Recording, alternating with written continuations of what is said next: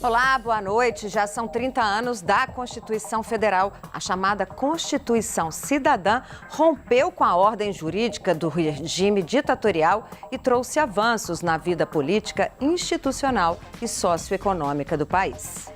Ela ampliou os direitos políticos do cidadão, permitindo o voto dos analfabetos e aos 16 anos. Reduziu a jornada de trabalho de 48 para 44 horas. Estabeleceu a igualdade entre homens e mulheres. O racismo passou a ser considerado crime inafiançável. Estabeleceu o fim da censura e o Estado foi proibido de intervir nos sindicatos. Mas existe polêmica em relação ao cumprimento de todos os artigos da Constituição. Foram muitas emendas. Para alguns especialistas, a Carta Magna virou uma colcha de retalhos. No Palavra Cruzada de hoje, nós vamos falar sobre a Constituição brasileira. Os nossos convidados são o professor de Direito Constitucional da UFMG, José Luiz Quadros, a professora de Teoria do Direito, também da UFMG, Maria Fernanda Repolez, e os jornalistas Marcos Barreto, da TV Assembleia, e a mestre em Comunicação, Patrícia Aranha. O Palavra Cruzada começa agora.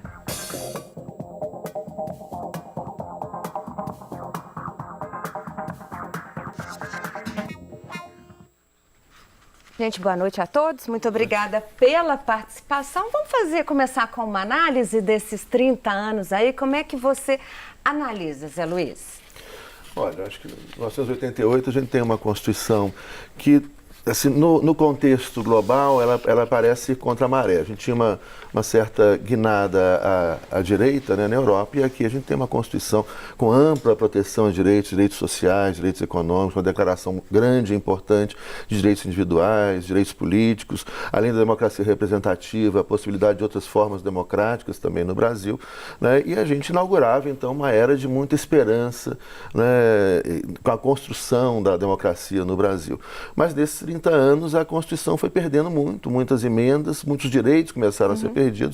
E, assim, uma questão que eu vou falar muito resumidamente, mas que depois eu acho que é muito interessante, talvez, a gente debater isso, né, o papel do judiciário nisso tudo, e principalmente o papel do judiciário no golpe que nós sofremos a partir de 2016. Ou seja, a partir de 2016 a gente tem uma ruptura, né, essa ruptura é a ruptura com a Constituição, né, com o Estado Democrático de Direito, né, com a participação do Legislativo, com a participação do Judiciário, parte do Judiciário, sem nenhuma generalização aqui, que isso é incorreto, e com a participação de parte do Ministério Público.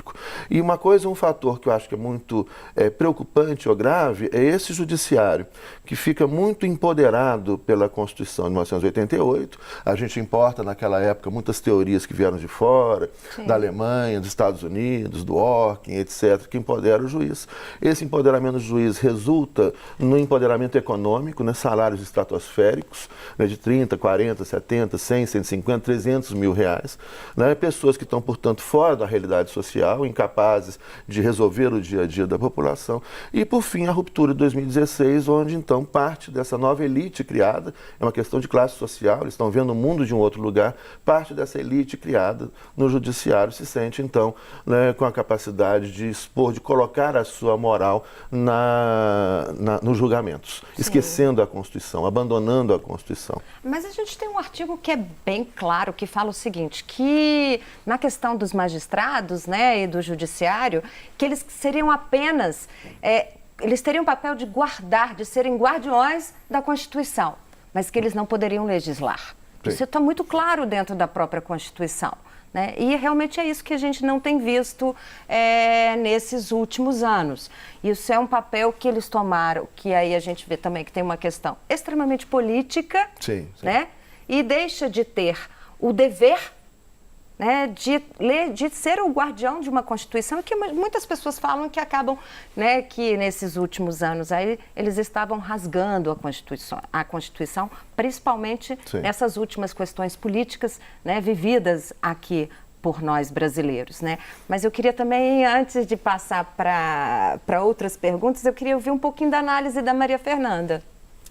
Pois é, eu queria convidá-los a pensar sobre uma outra perspectiva também, porque a gente costuma pensar a Constituição primeiro como texto, né, como aquele livro que foi publicado lá com os artigos, com as suas emendas, ou então também da perspectiva institucional, né, ou seja, o que o Supremo faz, o que o Legislativo faz, o que o Executivo faz a partir desse texto.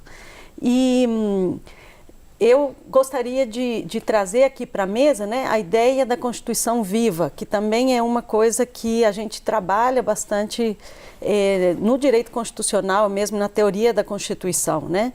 A ideia de que a Constituição não é o texto, a Constituição são práticas sociais que vão se firmando a partir de um texto que nos serve de base. Sim. E do ponto de vista dessas práticas sociais, existe uma disputa interpretativa da Constituição. Então, não são só as instituições que interpretam a Constituição. Todos nós, ao aplicarmos a Constituição, ao invocarmos a Constituição, estamos interpretando a Constituição. E nesse sentido, junto com uma querida amiga minha, Vera Caram, professora da Federal do Paraná, que num evento recente sobre comemoração dos 30 anos da Constituição, ela nos disse o seguinte: vamos pensar o seguinte tempo, são 28 anos mais 2, 28 anos para comemorar e 2 anos para a gente refletir o que foi feito com a Constituição. Os últimos 2 anos são anos de golpe, no meu entender e na minha leitura. Uhum. Agora, os 28 anos da Constituição, antes disso, são anos de luta interpretativa dos movimentos sociais, das pessoas que afirmam a Constituição no seu dia a dia, na medida em que elas invocam essa Constituição. Então, não tem sido tranquilo para as instituições violar a Constituição, porque sempre há cidadãos que lembram a elas que elas não são donas da Constituição. Sim. Né? E que a gente pode sim disputar esse espaço. Então, o direito também tem sido um espaço de disputa dessa interpretação. E os movimentos, ao meu ver, principalmente os movimentos sociais, se a gente pensa a reforma urbana, a reforma agrária, o feminismo, o movimento negro, a gente vê, e muitos outros aqui, LGBT, enfim, são grupos que disputam cotidianamente, que invocam a Constituição e, ao meu ver, a Constituição ainda é viva graças a esses movimentos. Quando você fala da Constituição viva, eu lembrei, queria retomar um pouco a feitura, né, da Constituição, a Constituinte, que realmente ali você tinha não só os agora legisladores, mas muito movimento social.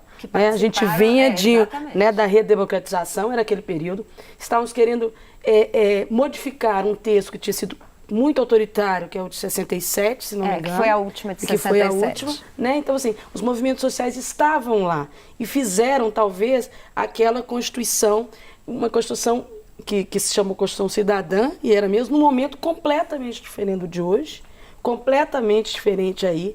Nós falamos aí do golpe, né, de 2 anos. Uhum. Quer dizer, essa Constituição viva, né, ela acabou sendo interpretada, pelo menos ao meu ver, de uma forma quase que desfigurando agora, pelo menos nos últimos 2 anos, o que tinha sido feito antes. Eu lembro da Constituição e das constituintes, né, das constituições estaduais, que vieram também retomando um período muito mais efervescente de participação política. E com o tempo, me parece que nos 30 anos, uma das coisas que eu lamento é que esses movimentos eles saíram dali, né, eles saíram do Congresso, eles saíram da Câmara. Eu gostaria de ouvir um pouco sobre isso. Eu queria dar uma carona aqui, que uma das coisas que marca essa participação popular intensa na elaboração da Constituição eu queria entender o que angustiava a sociedade naquele momento, pós uma ditadura de 21 anos, e o que angustia o Brasil hoje, né, nesse momento que a gente vive de quase, pelo menos 2 anos e meio, 3 anos de crise institucional, né, a partir do golpe, então, que em 2016 se aprofundou. E como é que... E outra questão que eu queria acrescentar é o seguinte, você falou, Zé Luiz, de um ativismo judicial. Uhum. Em que medida esse ativismo judicial, que às vezes foi chamado até de supremocracia também, mas não se restringe a ele, como é que isso ameaça a nossa democracia? E se não for, houve uma falha na elaboração do texto constitucional, no sentido de estabelecer mecanismos de controle social do judiciário, do sistema judicial, que implica não só o Poder Judiciário, mas também o Ministério Público. Eu queria também que a Maria Fernanda falasse sobre isso. Eu acho, voltando até à minha fala inicial, né, o judiciário, ele virou, eu acho que no primeiro momento a gente tem uma importação, né, e eu vivi muito isso, né, e uma parte vivi muito com a professora Maria Fernanda também, né, o professor Menelik e tudo, a gente discutia muito e a gente começou a trazer, por falta de uma tradição constitucional, né? O Brasil teve um período curto, de 1946 até 1964, de uma relativa democracia constitucional. Né? Depois tem a ruptura, o golpe empresarial militar, né? Lembrando que é um golpe empresarial e militar, né? Talvez mais empresarial que militar, né? Nesse 1964, você tem uma suspensão da ordem constitucional. Depois vem uma Constituição no país, né? Já vivendo essa ditadura de 67, a emenda número 1 de 69 se constitui uma outra Constituição ainda mais autoritária e mesmo assim desrespeitada pelo sistema ditatorial estabelecido no Brasil. Né? E aí a gente tem esse momento de grande esperança, mas a gente não tinha essa tradição constitucional. E nesse momento nós começamos a importar muitas teorias. Né? Essas teorias, por exemplo, você pega algumas teorias do direito norte-americano, que tem uma tradição e uma história constitucional completamente diferente da nossa. Né? Esse controle social, por exemplo, que existe nos precedentes judiciais norte-americanos, etc., né? Ele não existia essa tradição aqui. Até porque né? nós só tem uma Constituição, né, até hoje. Já tem um texto constitucional com várias interpretações de 1700, diferentes. Né? Sofreu poucas mudanças nesse processo, poucas mudanças. E não é a realidade nossa, né? Como a professora Maria Fernanda, né, ressaltou, o texto tem poucas mudanças formais, né, no texto mesmo, mas são muitas mudanças interpretativas de uma tradição que não é a nossa. Exatamente. Né? Então, essa coisa do precedente, a gente começa a importar isso. E isso empodera o juiz, sem o controle social necessário para esse empoderamento do juiz. E acho que aí é um fator que eu queria insistir. Nós criamos uma outra classe. Né? O judiciário virou uma classe social à parte, de pessoas com muito poder institucional, com poder econômico, de pessoas que estão vivendo uma outra realidade. Né? São pessoas onde o dia a dia, imagina uma pessoa que ganha 150 mil reais por mês. Vocês com distância dessa base social que é, né? 300 mil reais por mês. São outras preocupações, é outro mundo, eles frequentam outro lugar. Né? É um judiciário que se dissocia, o empoderado que se dissocia dessa realidade social. E com a ruptura de 2016, muitos desses, né, e a gente conhece um que talvez de uma forma delirante mais que qualquer outro, se sentem então com uma capacidade de resolver o problema de um país em crise constitucional, em crise das instituições, a partir do seu juízo moral. Então a gente tem um judiciário desconectado, isso é muito grave. E o que vai acontecendo tem que lembrar também, no Zé Brasil. Luiz, que nos Estados Unidos, quem que conhece o nome de um juiz lá? Do jeito que a mídia hoje, do jeito que todos nós hoje, assim, hoje todos os ministros, não tirando a importância, logicamente, né, não tirando a importância do Supremo, não tirando a importância até do Ministério Público, mas quem nos Estados Unidos que conhece, qual o juiz que dá entrevista lá? O que cai é uma questão seguinte, né? Assim que é completamente diferente e como é que a mídia interfere nesse processo aí dessa hipervalorização que o judiciário vai ter. Mas eu queria dizer a Maria Fernanda sobre essa questão das angústias que estavam nessa época desse ativismo.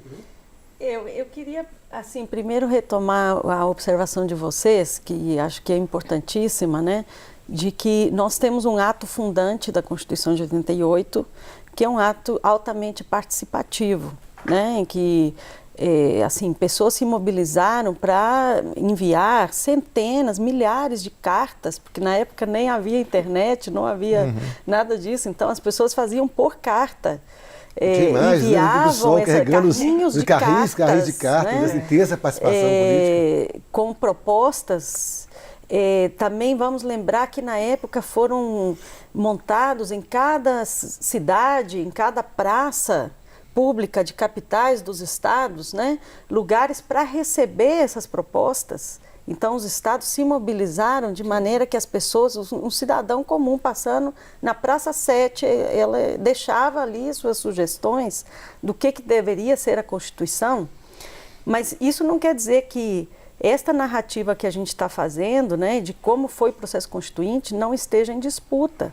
Então, lembro muito bem de um evento que eu participei, em que o ex-ministro do Supremo, Nelson Jobim, disse que ele foi constituinte e que ele e mais alguém lá, mais 2, teriam descido ao porão onde funciona a imprensa do Senado. Na hora de rodar a Constituição, o texto, eles foram lá e mudaram um artigo. Ah, sim, esse é um episódio que Então, ficou bastante... ele contou esse episódio, né? Ele fazia várias palestras contando isso, né? E assim, essa história, essa narrativa que ele faz, é uma narrativa para dizer, olha, será que essa Constituição vale mesmo, né? Ela realmente é válida? Será que é isso tudo que vocês estão falando ali? Sim. Mas, olha, se você vai analisar, inclusive, o artigo que ele alegou ter mudado, se a gente tirasse ele, falasse, não, ele é inválido porque eles foram lá e mudaram, isso não alteraria em nada a essência da Constituição. Então, eu estou chamando a atenção para esse episódio porque o que eu estou querendo chamar a atenção é para 2 narrativas conflitantes entre nossa memória coletiva, sim, que é uma memória de participação popular ampla, e o golpista que sempre foi golpista. E que estava ali disputando junto com a gente, que estava escrevendo a Constituição junto com a gente também. O Centrão da época, era o famoso Centrão que vai até hoje está aí presente, né? E eles vêm, não é de hoje, né, ao longo dos 30 anos, eles também vêm tentando, né, vender a narrativa de que a Constituição não é válida, de que a Constituição de alguma maneira é fraca, que ela morreu, que ela é insuficiente. E, obviamente, o texto nunca vai ser suficiente, ele nunca vai ser perfeito. A questão é o que nós fazemos com isso, né?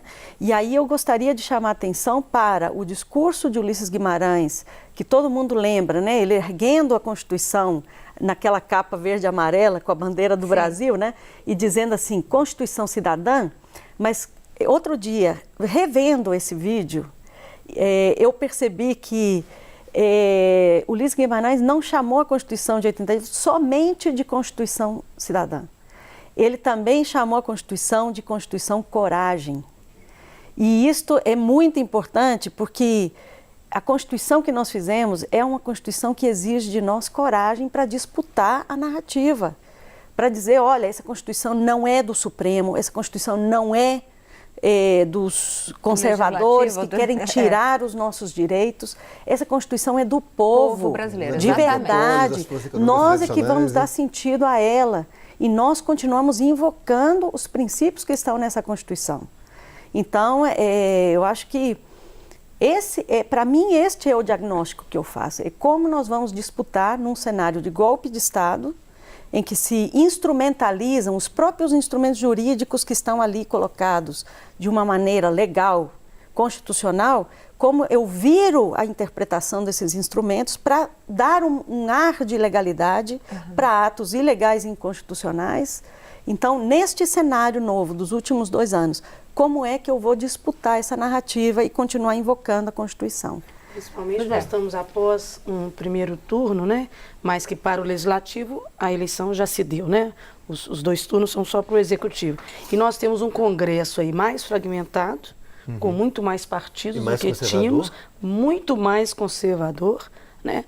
Um aumento da bancada da bala, da bancada né, do agro, né? Do latifúndio. Ontem, ela fez um perfil que hoje nós temos no Congresso um perfil de 60% da bancada alinhada com pensamento de direita e extrema-direita, 15% do centro e 25% de centro-esquerda. Ou seja, tem uma guinada expressiva desse Congresso para esse conservadorismo, que aí implica... Eu estou fazendo esse link para a gente pensar um pouco. A gente tinha falado, olha, os movimentos, eles saíram do Legislativo, eles não estão mais participando como participavam antes. Claro que nós temos exceções aí de alguns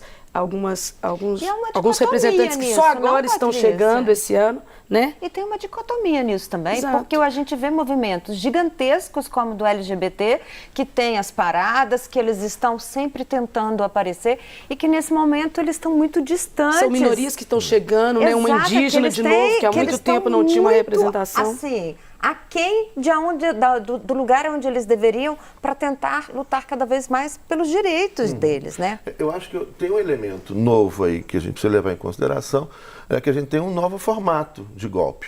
Né? O golpe de 2016 foi um novo formato. O formato que a gente tinha, o golpe empresarial militar de 64 no Brasil, 73 no Chile, no Uruguai, 76 na Argentina, tanque na rua, etc. Agora, e as instituições eram fechadas. Golpe clássico, parlamento, etc. Golpe clássico. Hoje, a novidade, e que é isso que eu tenho insistido, a novidade é que você passou a usar as instituições como um meio do golpe. Ou seja, as instituições contra elas mesmas, as instituições constitucionais contra a Constituição. Né? Então é isso que eu tenho insistido. Você tem um legislativo que dá o golpe parlamentar, que foi ensaiado antes com o Lugo no Paraguai, e um golpe também já ensaiado em Honduras. Vem Honduras, Paraguai, depois o golpe brasileiro, que é extremamente sofisticado. Você não tem mais tanque na guerra, nas ruas, nem precisa mais tanque nas ruas, né? Porque o golpe, e é uma luta ideológica extremamente sofisticada, que a gente precisa também entender esse processo. Sim. É uma guerra que acontece dentro da cabeça das pessoas, e que está muito clara. Ou seja, é muito interessante a gente pensar que o discurso fascista é um discurso emocional, é um discurso que visa atingir o fígado, né? Catalisar a revolta, a indignação legítima, a raiva legítima, transformar isso em ódio contra o inimigo inexistente. É o discurso da simplificação. Ele é rápido, né? Ele era aquela coisa, o inimigo é aquele, se a gente acabar com aquilo, ele é inimigo único, né? Que catalisa tudo, isso. Inimigo e é simples. E para a gente explicar, a realidade é extremamente complexa. Então, para a gente explicar todo esse processo, a gente precisa de tempo, né? E o fascismo não é racional. Ele não trabalha com a racionalidade, ele trabalha com a emoção, com a paixão, com o ódio, né?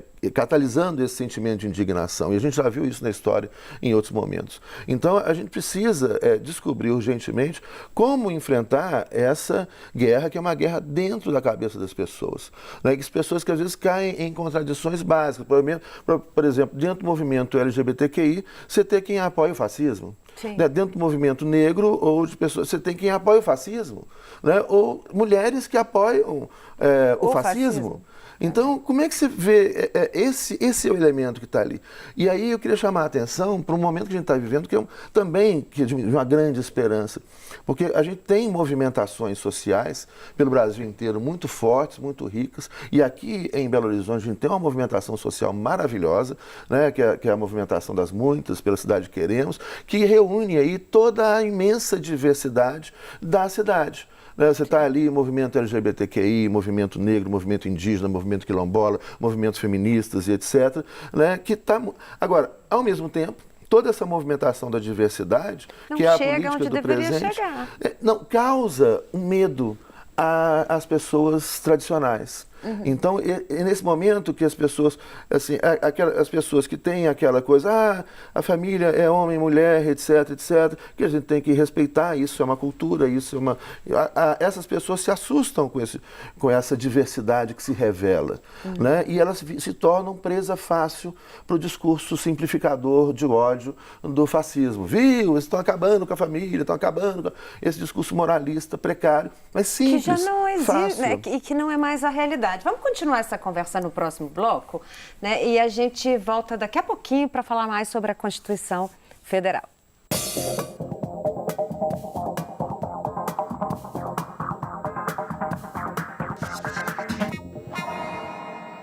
Bom, no Palavra de hoje, a gente está falando aí sobre a Constituição brasileira. Os nossos convidados são o professor de Direito Constitucional da UFMG, José Luiz Quadros, a professora de Teoria do Direito, também da UFMG, Maria Fernanda Repolez, e os jornalistas Marcos Barreto, que é da TV Assembleia, e Patrícia Aranha, que é mestre em Comunicação Social. Durante o intervalo, a Patrícia falou assim... A minha pergunta não foi respondida. Pode perguntar de novo, Patrícia? Na verdade, também as indagações mudam, né? Na verdade, eu queria tentar fazer um link entre nós falamos no último bloco, como é que esse novo Congresso que vem aí se mostra mais conservador, de que forma que esse novo Congresso pode aumentar esse risco de rasgar a nossa carta, né? Quando a gente fala que em 2016 a nossa carta ela foi rasgada ali, né? Na hora que esse legislativo, ele participa do golpe, ele faz o golpe, né? Quais os riscos que nós corremos agora, né? 30 anos ainda dessa, eu acho 30 anos ainda dessa nossa Constituição, pouco, né? Corajosa e cidadã, né? Bom, eu tendo a querer fazer uma coisa que talvez possa ser polêmica, mas assim, tentar separar duas coisas, né? Tentar separar o conservadorismo do fascismo. Porque eu acho que o conservadorismo, dentro de uma democracia, pode ser uma postura legítima, desde que ela não negue os pressupostos democráticos do debate em cima daqueles questões que são colocadas. Então, eu acho que uma coisa é a gente tentar dialogar, sabendo das nossas diferenças, porque a Constituição, ela prevê exatamente, né, e ela é feita tendo em vista um país plural, um país em que, e plural significa eu também conviver com as pessoas que não concordam comigo, que não têm a minha visão de mundo, né, que tem outra visão de mundo. Então, eu não diria que o conservadorismo é, por si, um inimigo. Né? O conservadorismo é uma postura de vida que pode ser, sim, democrática, desde que ela não negue os pressupostos e não queira, por exemplo, impor os seus pressupostos sobre os outros. Agora, para mim, isso é diferente do fascismo, que, para mim, hoje é o verdadeiro inimigo. Que, inclusive, eu acho que conservadores, liberais, pessoas mais progressistas deveriam se unir contra. Porque o fascismo é uma postura que nega a existência do outro. Ele vai dizer, olha, o outro não pode existir, a diferença não pode existir, eu não dialogo e eu não aceito a vida do outro. Então, para mim, esse sim é o verdadeiro risco. E é um risco que está presente hoje em vários discursos. Então, saudades de poder dialogar com uma pessoa conservadora. Porque é sempre um diálogo possível. E um dos avanços da nossa Constituição foi o reconhecimento da igualdade, não só a igualdade dos iguais, mas a igualdade dos desiguais, dos diferentes. E que isso é fascismo, representa uma ameaça, né? E acho que um outro avanço importante também, embora não seja da área assim mesmo, mas me entendo, conversando com especialistas como vocês, é a questão do direito da minoria, que foi um dos avanços que a Constituição estabeleceu. Né? E que o conservadorismo, ele permite isso, mesmo que você seja contrário, mas o fascismo, ele impede esse exercício, né, desse direito legítimo das minorias, como, por exemplo, os quilombolas, indígenas, né, o movimento LGBT. O fascismo é isso, né? Ele quer eliminar o outro diferente. É a violência. E o fascismo, um elemento essencial do fascismo, que a história revela, é que ele é inseparável da mentira. Né? O político fascista, o fascista, ele vai construir um discurso para cada pessoa, para agradar segundo o público. Né? Tem um filme histórico muito bom da Leni Riefenstahl, chama O Triunfo da Vontade, onde ela mostra o discurso de Hitler, quando o Hitler fala com jovens, quando o Hitler fala com camponeses, quando o Hitler fala com operários, quando o Hitler fala para o empresariado, que é quem ele representa. Né? Hoje você tem muitos livros interessantes, documentos que foram desclassificados no final do século passado, que mostram, por exemplo, que entre empresários que financiaram Hitler estava o Henry Ford, estava a General Motors, que fabricaram cerca de 70% dos veículos leves do exército alemão, a Shell, a Standard Oil, né, e grandes empresas alemãs, grandes empresas japonesas, etc. Então, a mentira é essencial. E o apelo à emoção. Né? O fascismo é o discurso da emoção, é o fígado. Não há racionalidade. Logo, não há, justamente porque ele se fundamenta, né, nessa grande mentira. Agora, eu acho que tem um outro elemento também, concordando com o que você disse, mas que é um elemento que a gente precisa refletir, né, que hoje é sobre quais informações as pessoas constroem suas convicções. Acho isso é importantíssimo. Como é que se constrói essa atmosfera que vai favorecer, fermentar, né? Disso, né? Que foi do primeiro bloco e que acabou não sendo respondida. Porque é isso, que as pessoas, é rico a pluralidade, tem que ter, uma democracia tem que ser plural. Agora, o que levou a pessoa a escolher o conservadorismo, o socialismo, o liberalismo, o comunismo e qualquer outra social-democracia? Ou seja, como é que ela construiu, sobre quais informações ela construiu construiu a sua escolha política, as suas convicções políticas. Essa é a grande questão. A gente está num mundo onde o fake news é diário em redes sociais. As pessoas estão construindo suas convicções sobre inverdades, sobre mentiras. E a grande mídia, né, sem citar nomes, mas todo mundo sabe, a grande mídia, ela mente diariamente, ela distorce, ela encobre. Então, como é que a gente pode ter uma democracia efetiva se as pessoas constroem o seu pensamento político sobre inverdades, sobre mentiras, sobre distorções? Essa é a grande questão. A gente teve uma discussão aí do campo da comunicação, né, sobre isso, porque a gente falou assim, se fala muito de fake news.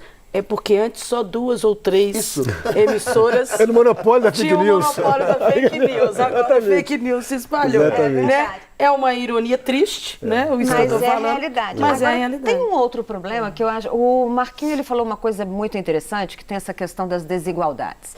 E as pessoas acabam achando que os projetos sociais, né, ou seja, que tudo que o país vai investir em social é para pobre. E a realidade não é essa, né? Assim, eu acho que isso também está uma inversão do que é a verdade, né? Os projetos sociais não são feitos unicamente para a população que não tem, que não seja um pouco abastada, né? Sim. Então, isso é uma outra verdade, não é, Zé Luiz? Muito. Assim, é uma inversão do que está escrito dentro da Carta, né? Dentro da Constituição, não é isso? Exatamente, é isso aí. Eu queria dar um exemplo disso, que é muito claro, em virtude de uma última declaração que eu ouvi de um político a respeito do Estatuto da Criança e Adolescente, falando, o Estatuto tem que ser rasgado e jogado no lixo. Quando o que não se percebe, né, é que o Estatuto da Criança e Adolescente é um bom exemplo do que você está falando, é uma lei que foi feita depois da Constituição de 88, em virtude da Constituição de 88, que para pedia proteger a várias infância leis, né, e a complementares. juventude desse país. Não é o pobre, não é o desfavorecido, é todas as crianças e todos os adolescentes. Independente de classe social, é setor fazer uma segmento. política pública para a infância, é fazer uma política pública para a juventude. E então os direitos que estão ali enunciados são direitos para todos, independentemente da sua classe ou raça ou gênero, etc. Então, de fato, voltando à ideia da questão mesmo do conservadorismo e do fascismo, né? Concordo com o professor Zé Luiz e com a avaliação de vocês em relação a como a comunicação e as informações que nos são passadas vão criando o nosso convencimento e, de repente, a gente faz esse convencimento com base em falta de informações. O excesso de informações, ironicamente, significa a falta de informações. A gente é bombardeado com uma série de informações que, no fundo, não estão nos fazendo aprender nada. Muito né? pelo A gente não contrário, consegue né? refletir sobre elas. Acho que muito pelo contrário, né? Essa quantidade de informação aí acaba pulverizando, né? As pessoas não sabem para onde que elas vão recorrer. Se aquilo é falso, é verdadeiro, se aquele outro que é o falso é o verdadeiro. Não existe muito isso, né? É difícil a gente tratar o tema dos 30 anos da Constituição sem fazer o Sem link para as fazer. eleições, já que nós estamos em pleno período eleitoral do segundo turno, né? Então, agora, logo após o primeiro turno, os 2 candidatos a presidente que passaram desdisseram, de certa forma, o que foi falado sobre a questão de fazer uma constituinte, né? Todos os 2, cada um com um interesse diferente, distinto, falaram disso, de ser necessário uma nova Constituinte. Como a gente tinha falado da nossa Constituinte, que virou uma coxa de retalhos, foi emendada, eu queria ouvir de vocês sobre isso. Há uma necessidade de uma nova Constituinte? Ou por que se fala tanto disso? Ou até porque mesmo se existe a possibilidade de fazer. De porque fazê-la. Pelo texto eu acho que não existe. Olha, uma nova até para esclarecer Constituinte- essas fake news. Uma nova Constituinte agora é um suicídio do país, é uma loucura. Né? Porque, para você pensar, uma Constituição, a única possibilidade de ruptura com a Constituição, não só a Constituição brasileira, qualquer Constituição, é um movimento radicalmente democrático, popular, horizontal, que seja capaz de discutir os grandes temas e falar, olha, precisamos construir um novo sistema jurídico, precisamos construir uma nova Constituição. Né? Então, só por meio da democracia é possível romper com a Constituição. né? Lembrando aí uma dicotomia básica que fundamenta a teoria da Constituição, que é a relação entre Constituição e democracia, e essa tensão permanente de Constituição e democracia. Então, só a democracia pode romper com a Constituição para estabelecer uma nova Constituição, né? E hoje, por tudo isso que a gente está falando aqui, né, a mídia concentrada, mentira, fake, polarização, intolerância, é impossível você pensar numa constituinte legítima, né? Eu até acredito que sim, a gente vai daqui a alguns anos, criando as condições democráticas de amplo debate, né, descobrir se eu acredito que é necessário um outro texto para uma outra realidade que vai mudando, né? Hoje a gente tem um movimento muito legal aqui na América Latina, muito bonito, que chama o Novo Constitucionalismo Democrático Latino-Americano, a partir de 2 novas constituições que são fabulosas, que é a Constituição da Bolívia, do Equador, que traz uma outra perspectiva de Estado, de diversidade, plurinacionalidade, um direito ecocêntrico, não mais antropocêntrico. É uma revolução na teoria do direito, uma revolução na teoria da Constituição. Mas isso não se faz assim, chegar, olha, bom, agora por decreto, ou então agora sábios, né, professores inteligentes vão fazer uma coisa. Não. Ela tem que ser uma decisão do povo, popular, horizontal, radicalmente democrática, né? E isso a gente tem que construir as condições para que isso se realize. Agora é uma alucinação, é uma irresponsabilidade. Mas a gente tem outras irresponsabilidades, por exemplo, a Constituição ela é muito clara em relação aos direitos, né, à educação, à saúde, né, até mesmo a questão da cultura. E a gente vê que a gente tem aí uma emenda constitucional que restringe os gastos durante 20 anos.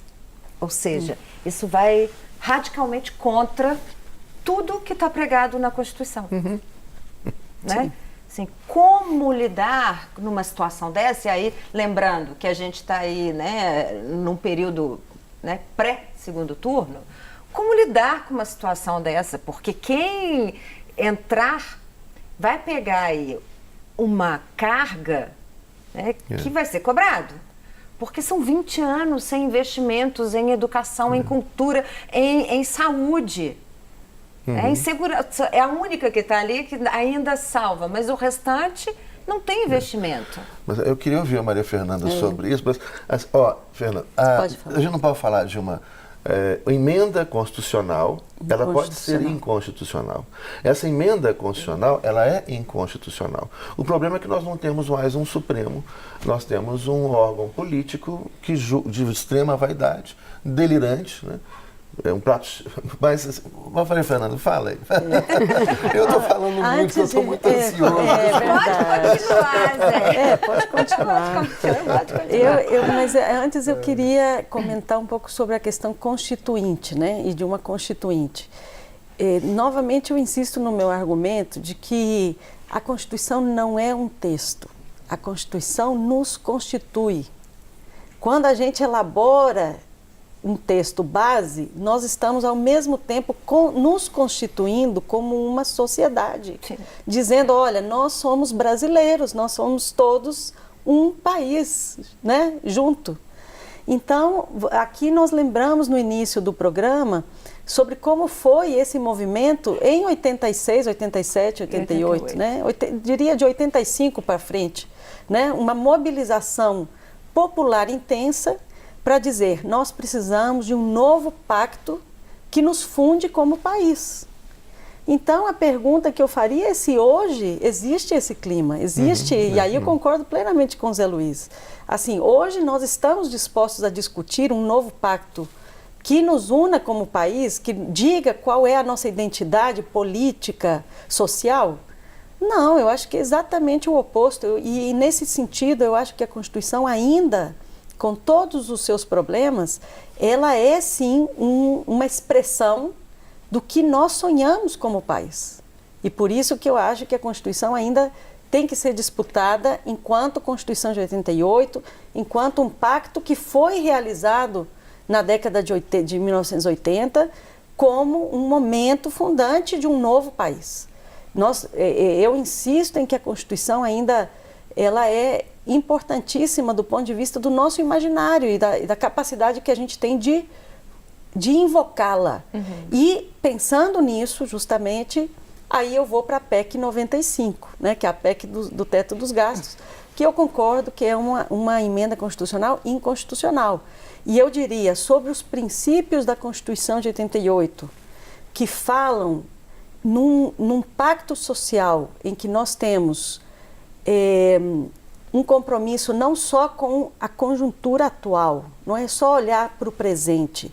Nós temos um compromisso com o nosso passado, extirpar o passado da ditadura, extirpar o passado do autoritarismo, esse que era o clima de 88, né? E olhar para as futuras gerações. Se você ler a Constituição, tem vários artigos que falam sobre as futuras gerações e sobre o direito das futuras gerações. Agora, me diga, qual é o futuro das futuras gerações com uma PEC que congela durante 4 gerações os gastos sociais e os gastos públicos, Sim. básicos. Ou seja, nós estamos inviabilizando o país. São direitos que são garantidos dentro da Constituição. A gente está falando de uma coisa que é direito do brasileiro. Exatamente. É direito fundamental. É direito, assim, de todos os brasileiros. Todos nós. Pois é, até que nesse sentido é uma questão importante. Para garantir esses direitos sociais, são necessárias políticas públicas, né? São elas que afirmam, você citou o exemplo lá do Estatuto dos Adolescentes. É preciso uma política pública que garanta esses direitos, não só de uma determinada camada ou segmento social, mas de toda que abarca toda a sociedade. Como é que se estabelece essa questão? Você tem uma PEC que congela gastos e a possibilidade de fazer políticas públicas nesse contexto. Como é que você decide esse choque? Um grande problema. O país é o 4º da América Latina em pobreza. Que ainda tem isso. Extrema desigualdade. De extrema desigualdade. Como fazer isso? Eu vou pedir para vocês responderem no próximo bloco. A gente volta em instantes.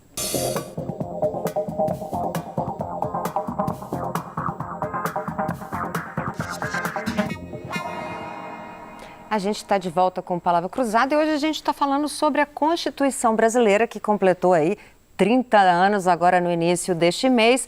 O Marcos ficou de fazer, eu acabei interrompendo a resposta dos nossos convidados, porque o Marquinhos fez uma pergunta e eu pedi para responder.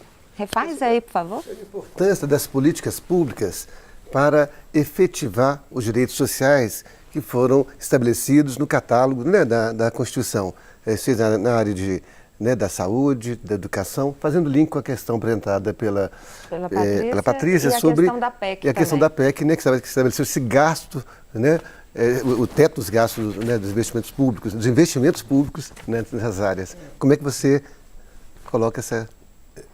Pode falar. Eu acho que é importante a gente pensar nisso a partir até de uma brevíssima análise histórica da relação entre direito e economia. Né? Se a gente pegar as primeiras constituições, século XVIII, XIX, eram constituições liberais, onde se procurava, embora isso seja uma inverdade, né, na realidade, uma separação entre direito e economia, o Estado não podia intervir na economia, etc. Depois a gente tem a construção de um constitucionalismo social que vai mudar essa relação. Ou seja, a economia passa a estar condicionada por políticas públicas que são os seus princípios e fundamentos estão estabelecidos na Constituição. Então é que aparecem os direitos sociais, saúde, educação, previdência, os direitos econômicos, salário mínimo, políticas de repartição de riqueza, etc., que são muito fortes nesse constitucionalismo social, onde então a Constituição delimita a ação econômica, né, condicionando essa ação econômica à realização de determinados direitos sociais e econômicos. E depois a gente chega no momento que é um momento chamado, né, assim, no senso comum, no momento neoliberal, né, que na verdade liberal não tem nada, é um ultraconservadorismo. Isso começa muito na década de 80, governo Reagan, Thatcher, Nakasone, Helmut Kohl, momento de privatização, que é um momento ultraconservador, expansão do neoliberal de um discurso liberal falso, né, que encobre o conservadorismo. Na verdade, não tem nada de liberalismo efetivamente, como hoje a gente vê também, né? Liberalismo misturado com fascismo, isso não existe. Liberalismo misturado com conservadorismo, bom, isso já existiu, mas agora, né, vem uma coisa. Então, nesse momento, você cria uma coisa falsa. De que é? Qual que é a coisa falsa? De que existem imperativos econômicos que são matemáticos. Né? No século XIX eles eram naturais e agora são matemáticos, que o direito não pode negar. Então você passa a ter um condicionamento do direito pela imposição de falsos imperativos matemáticos da economia. Isso é falso porque em todo lugar do mundo, inclusive em Chicago, falando da escola de Chicago, que é uma parte, né, você tem outros economistas, em todo lugar do mundo a economia é uma ciência social aplicada. Ela é uma ciência comportamental, ela não é matemática. A matematização da economia são algumas teorias em meio a centenas de teorias e milhares de autores, e essas teorias foram como que naturalizadas. Falaram, olha, isso aqui é a verdade, existe uma verdade matemática. Logo, a Constituição, o direito e a política não pode se insurgir contra a economia, que é matemática. Isso é verdade, né? Essa lógica explica isso. Esses caras que construíram essa política vão chegar e falar, olha, é imperativos matemáticos, não tem jeito, não tem recurso, não tem dinheiro, então tem que congelar gasto. Isso é mentira. Na verdade, é a opção por uma política econômica e por uma realidade econômica que privilegia, por exemplo, os lucros absurdos, que aí também é fácil da gente ver, que bancos no Brasil tiveram. Exatamente. Tiveram, só para começar. Então, é uma premissa falsa de que existem imperativos econômicos que inviabilizam as políticas públicas. Isso é mentira, isso é falso. Na verdade, é priorizando determinados interesses de grandes corporações, do sistema financeiro, etc., sobre os interesses da população, sobre o bem-estar da população. A premissa básica do Estado é ele prover essas coisas. O Estado, a ideia do Estado Social. Isso é uma premissa básica de que ele tem que prover. Tem a obrigação de oferecer saúde, educação. Exatamente, para o cidadão. Até mesmo numa leitura liberal, sim, a gente parte do pressuposto, numa leitura liberal, clássica, de que, por exemplo, a educação tem que ser pública para que todos tenham direitos iguais para depois disputar o mercado. E a segurança e a universalidade da educação está prevista na Constituição, né? Eu diria o seguinte, em relação à sua pergunta, Marco, a Constituição de 88, como eu disse, para mim, ela nos constitui como comunidade, como uma comunidade de princípios, né? E nós, então, fizemos algumas opções quando fizemos a Constituição de 88. E nós fizemos a opção por um Estado que, ao mesmo tempo que respeita, de fato, e isso está na Constituição, a propriedade privada, as premissas capitalistas, o livre mercado, ao mesmo tempo ela se afirma como uma Constituição em que o Estado deve ter certos papéis que estão fixados ali, de prover esses direitos sociais, como a gente falou.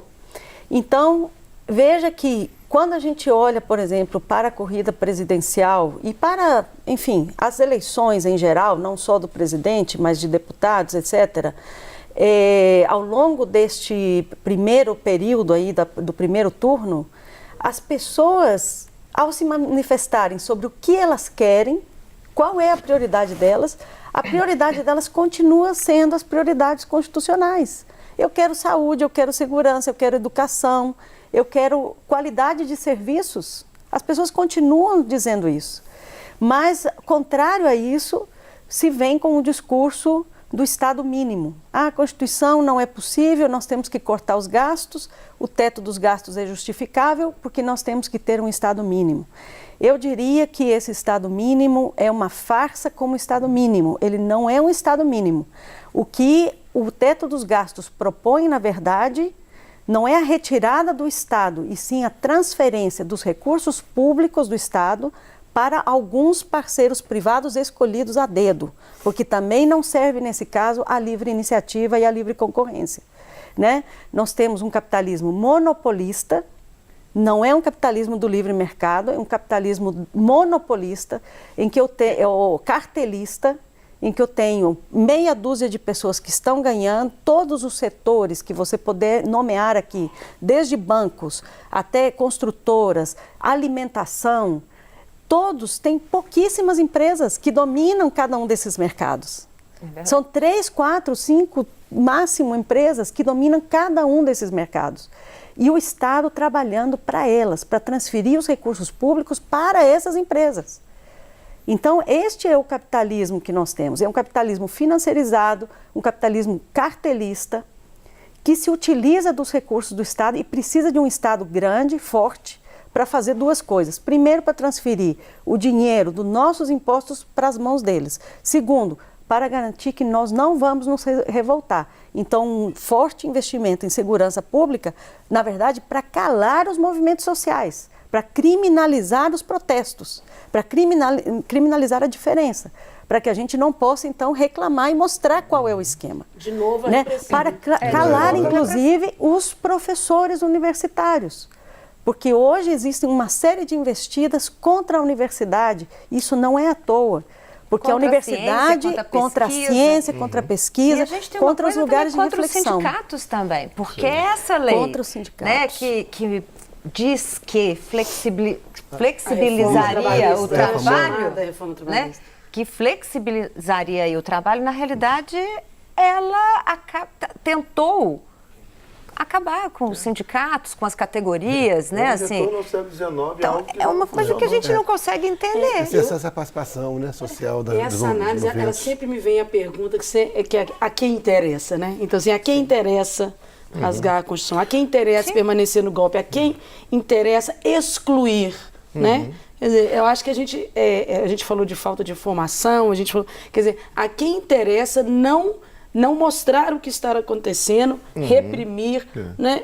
E a quem interessa não cumprir o que a Carta Magna, né, determina. E que todos nós, e que a gente veio, como diz o Zé Luiz, durante 28 anos tentando fazer isso. E, de repente, a gente teve uma quebra de todo o processo. De um lado, a necessidade, como o Marcos falou aqui, de políticas públicas, de pensar políticas públicas. Do outro lado, governos de 2 anos para cá, e por isso eu insisto na ideia de golpe, de uma palavra golpe, porque são governos que, pegar principalmente o governo Temer, e veremos aqui para frente, de lobistas. Então você tem lá um ministro de educação que é comprometido com a privatização do ensino. O ministro de Saúde que tem interesse na privatização, conflito de interesse, porque ele tem interesse direto na saúde privada, na previdência desse grupo dentro do Estado, né? Então Tomando nós o Estado. temos grandes lobistas assumindo diretamente o Estado. Grandes lobistas sendo eleitos para executivos municipais desde 2016, com o discurso não somos políticos profissionais. Exatamente. Esse discurso é um perigo, né? Então, as eleições municipais trouxeram vários desses personagens e eleições estaduais trazendo novamente, né? E apesar que temos os 2 candidatos a presidente políticos, um inclusive quase na idade da Constituição, aí exercendo o legislativo, né? Há quase 30 anos no legislativo e se apresentando como não político. Então, assim, voltando à falta de informação, né? Ou seja, vamos seguir o dinheiro. Quem está bancando? Quando um político vai à televisão e fala: olha, eu não recebi fundo partidário, eu não aceito receber dinheiro público para fazer minha campanha. A pergunta que o cidadão tem que se fazer é: então de onde você está tirando o dinheiro para fazer a sua campanha? Sim. Quem está pagando a sua campanha? Se o público não está pagando a sua campanha, quem paga a sua campanha? Então, na hora que você seguir o dinheiro, você vai saber quem está se beneficiando daquilo. E aí a pergunta é o seguinte: tudo bem, é só dinheiro privado que está entrando ali e ele não precisa prestar contas. É aquela palavra americana, né? Accountability, responsabilidade zero. Eu não preciso prestar contas para o TRE porque meu dinheiro veio só do privado, eu não recebi dinheiro público. Então, na verdade, é um jeito de eu sair fora da responsabilização social coletiva de quem paga as minhas campanhas, esconder quem são meus financiadores. Então, isso não é uma vantagem. Às vezes o cidadão acha que é bonito o cara falar assim: não estou usando dinheiro público. Para mim, isso é um jeito de sair fora da responsabilidade que ele tem de prestar contas à sociedade de quem paga as campanhas dele. Implica também uma questão que é pensar também dentro da Constituição, essa leitura, no sentido de: o cidadão é um consumidor ou é um cidadão? Né? Essa é uma relação, você pensar no Estado. O Estado, ele serve para quê? Qual o papel dele? De intermediar, né? E esse sentido é o capitalismo se apropriando literalmente não só dos recursos, né, que se dispõe um país, uma nação, mas de todo o aparato, né, como vocês estão acabando de falar, é o que se coloca de uma forma grave para o país de hoje, né? Eu vou pedir para vocês fazerem essa análise rápida, porque a gente tem só 1 minuto e meio. Falem os especialistas.